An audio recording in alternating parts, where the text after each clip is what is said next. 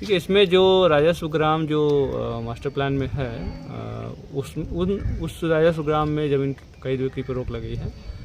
ऐसा गलतफहमी हो गया कि पूरे ज़िला में रोक दिया गया, ऐसा नहीं। जो आइडेंटिफाइड क्षेत्र हैं, जो 102 गांव हैं, उसी गांव में खरीद बिक्री पर रोक लगाई है। यहाँ सोभन में जो एम्स के बगल में जो ज़मीन है वहाँ पर रोक लगा हुआ है, क्या सरकार किस तरह से निर्माण करेगी? क्या सोभन के पास तो हम लोग का 4 लेन का काम चल रहा है, तो 4 लेन के लॉन्ग में जितने भी प्लॉट्स हैं उस पर रोक लगा हुआ है।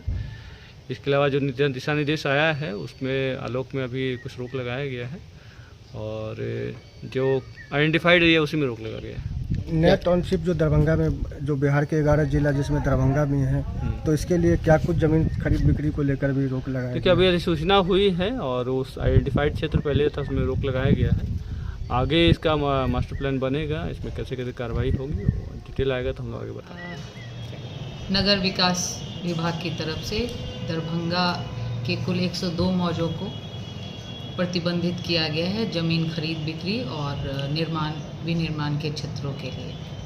ये 102 मौजे आपको दरभंगा, बहादुरपुर और केवटी अंचलों में समाहित हैं और यह ग्रामीण क्षेत्रों को सन्निहित करते हैं। इसके अलावा दरभंगा के जितने भी अन्य अंचलों और जो भी ज़मीनें हैं वो बिल्कुल स्वतंत्र बिक्री योग्य हैं पूर्ववत। पहले की बात।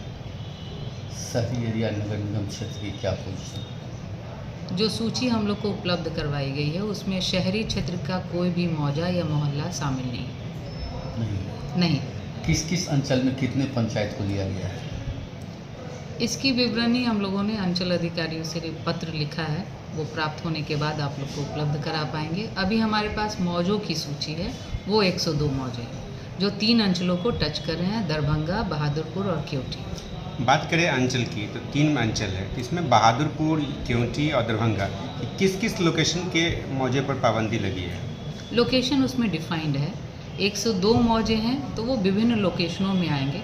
इसके लिए आपको नगर विकास की तरफ से मानचित्र भी उपलब्ध कराया गया है और कोर और स्पेशल जोन्स को क्लियरली डिमार्केट किया गया है। दरभंगा एम्स का निर्माण हो रहा है, दूसरी तरफ केवटी की तरफ एयरपोर्ट है, क्या इनके आसपास के एरिया पर भी पाबंदी लगी है?